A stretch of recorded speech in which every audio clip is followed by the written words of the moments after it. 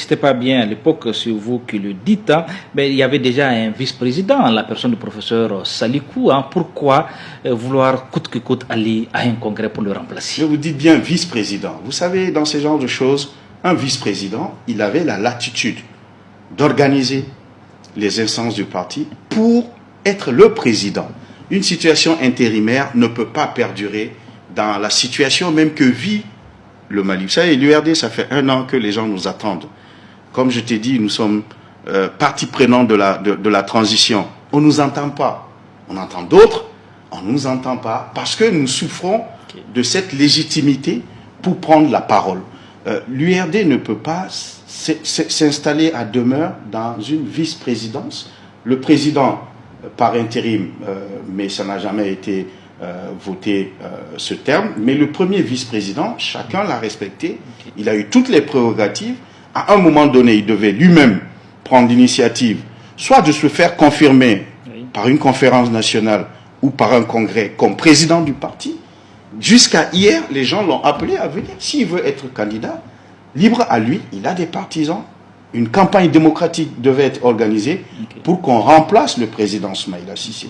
Mais vouloir bloquer par des apparatchiks, une poignée de personnes décide que comme nous ne pouvons pas aller à la conquête du suffrage des militants, nous allons bloquer une situation de vice-présidence. Ça ne peut pas marcher, ça n'a pas marché. On a travaillé en interne, nos sages ont travaillé en interne, les vice-présidents comme Khalilou Samaké, comme Mme Koulibaly, Kadiatou Samaké, ont travaillé comme Gassama, ont travaillé en sourdine pour effectivement qu'on ait la possibilité de remplacer dans les meilleures conditions possibles Soumaïla Cissé. Est-ce que le fait que Soumaïla est parti comme ça, et, sans préparer sa succession, n'a pas aussi créé des problèmes à l'interne, par exemple? Vous savez, on prépare... Il était le candidat naturel, le président a vu du parti, donc l'IRD n'était pas préparé à ça, certainement. Tout à fait. J'aime pas le terme Soumaïla n'a pas préparé sa succession, mais le fait est que l'URD n'était pas préparé. Personne au Mali, personne dans sa famille, personne dans l'URD n'était préparé à cette disparition. Nous avons toujours pensé que Soumaïla fera son mandat, ou même 2 mandats.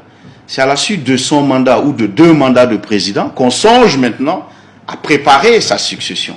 Mais quand on s'apprête à aller à la conquête du pouvoir et que le champion disparaît, c'est normal que les choses se passent à peu près pas de la bonne manière. Mais on aurait pu, avec beaucoup d'intelligence, régler ces problèmes-là en interne. Moi, ce que je regrette, et je le dis, ce que je ne pardonne presque pas, parce que il y a des gens qui ont pris la décision, ils sont connus, ils sont identifiés, qui ont pris à un moment donné la décision de vilipender leurs camarades sur la place publique, de sortir nos problèmes sur la place publique, de dire que eux, ils avaient tous les droits et que les autres n'en avaient pas. Quand vous dites sur la place publique, où par exemple? Mais sur les radios, sur les réseaux, ces gens étaient en... Moi, comme je l'ai dit la dernière fois, je ne mâche pas mes mots quand je décide de parler. Ces gens étaient en charge de la communication du parti. Ils ont utilisé les moyens de communication du parti. Ils ont utilisé leur statut de communicant du parti pour se faire passer comme étant le parti. Et ils ont insulté, vilipendé, dit des contre-vérités sur le parti, pensant que la majeure partie était avec eux et qu'il y a une minorité qui s'agite pour faire venir d'autres personnes. La réalité leur a rattrapé. On leur avait dit d'aller doucement. On peut ne pas être d'accord en interne. À l'externe, nous devons donner une image de parti sérieux, structuré, que chacun respecte. Mais si eux-mêmes décident d'aller insulter des vice-présidents, d'aller insulter, la dernière fois c'est M. Gassama, qui a été le premier député à démissionner de l'ADEMA pour soutenir Soumaïla Cissé. Quelqu'un qui dit que je respecte Soumaïla Cissé, Mamadou Awad Gassama, quelqu'un qui dit que je respecte Soumaïla Cissé, doit respecter ses compagnons, des gens qui se sont battus, qui se sont sacrifiés, qui ont créé le parti URD, qui l'ont maintenu à vie, qui ont toujours accompagné M. Soumaïla Cissé. Je pense que si on a du respect pour Soumaïla Cissé, on doit avoir du respect pour ses compagnons. On ne peut pas se lever et aller les insulter.